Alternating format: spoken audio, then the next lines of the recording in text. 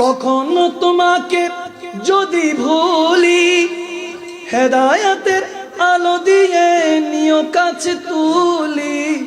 ক্ষমা করো মায়া করো, ক্ষমা করো মায়া করো হে দয়াবান, তুমি রহমান তুমি মেহেরবান। ঠিক না? ওয়াকুন মা সাদিকিন। সৎসঙ্গ স্বর্গবাস, অসৎসঙ্গ আওয়াজ দেন অসৎসঙ্গ। কসম করে বলছি, এমন বিপদ আসবে আপনি নিজেও টের পাবেন না। বিপদটা আসতেছে। আজকেই দেখছি এক ব্যক্তি গাড়ি চালাচ্ছে, এমনভাবে গাড়ি চালাচ্ছে, হঠাৎ করে একটা পাখি এসে গাড়ির সামনে যখন এরকম থাবা দিল, তখন তিনি ব্রেক করলো, সাথে সাথে একটা ট্রাক চলে গেছে, পাখিটা উড়ে চলে গেল। সুবহান, মনে হলো যেন একটা ফেরেশতা। বাস্তবিক চিত্র বলছি। ওই যে বললাম মহুয়া মা কুমাইনা মা কুনতুম, কার কাছে যাস? আল্লাহ বলে আমি আছি তোর জন্য এখন। ঠিক কিনা? ঠিক কিনা?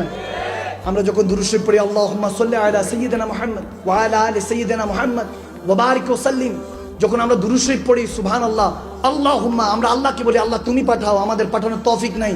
আল্লাহ এখানেও প্রোটেকশন দিয়েছে, আমার নবীকে শুধু আমি ভালোবাসবো। যদি ভালোবাসতে চাস আমি আল্লাহর কাছে ইজাজত নিতে হবে। সুবহানাল্লাহ। এমন দরবার আমার নবীর দরবার, যে দরবারে যাইতে আল্লাহ লাগে। কি লাগে? আল্লাহকে লাগে। অর্থাৎ সাফ দিল লাগে। যে দিল সাফ সেই দিলে আল্লাহ থাকে। আওয়াজ দেন। হাদিসের মধ্যে যায়িফ হতে পারে, কিন্তু অনেকে সহিহ বলেছে, কালবে মুমিন আরশাল্লাহ, মুমিনের কলবটা আল্লাহর আরশ। সুবহানাল্লাহ বলেন না? নাহনু আকরাবু ইলাইহি মিন হাবলিল বারি, আল্লাহ সাহারাকে রগের চেয়ে নিকটে থাকে। আন্নাবী ওয়ালা বিল মুমিনা মিন আনফুসিহিম, যদি মুমিন হন, মদিনাওয়ালা ওখানে আছে, এখানে না, আপনি আনফুসিহিম, আমার আল্লাহ বলতেছেন আমার নবী মুমিনদের জানের চেয়ে নিকটে। আওয়াজ দেন না? আরো জোরে পড়ুন না সুবহানাল্লাহ। নবীকে এত শান দিয়েছেন কে? হায় হায়, যে নবীর দরবারে যাইতে আল্লাহকে লাগে, সেই নবী বারবার বলেছে বিপদে পড়লে শুধু মালিককে ডাক। একবার উচ্চ আওয়াজে বলেন আল্লাহু আকবার।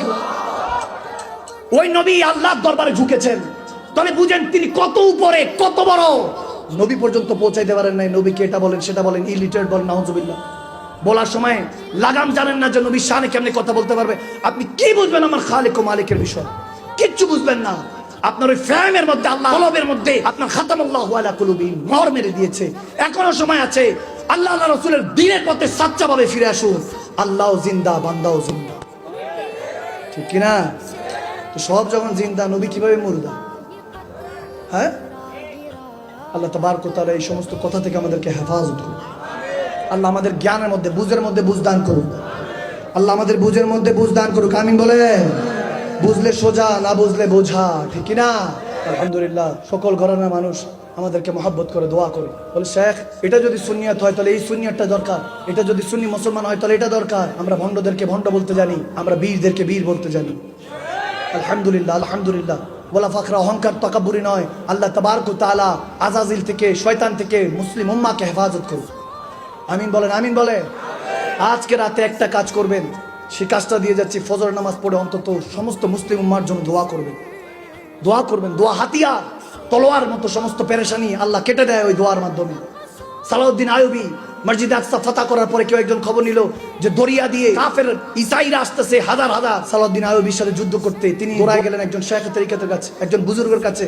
হযরত একটু দোয়া করেন, লস্কর অনেক বড়, সমস্যা নাই, একাই আমি লড়াই করতে রাজি আছি, তারপরে অনেক মুসলমান নিরীহ ছোট ছোট বাচ্চারা আছে, তাদের উপর জুলুম করতে পারে, একটু দোয়া করেন।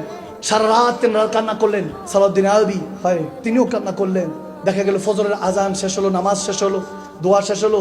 এরপরে যখন দৌড়ায় আসলেন, ওই আল্লাহ ওয়ালার কাছে সবাই এসে বলছে, হুজুর আপনার দোয়া আসর করেছে, সমুদ্র ওই কাফেরদেরকে গিলে ফেলেছে। সুবহানাল্লাহ বলেন না?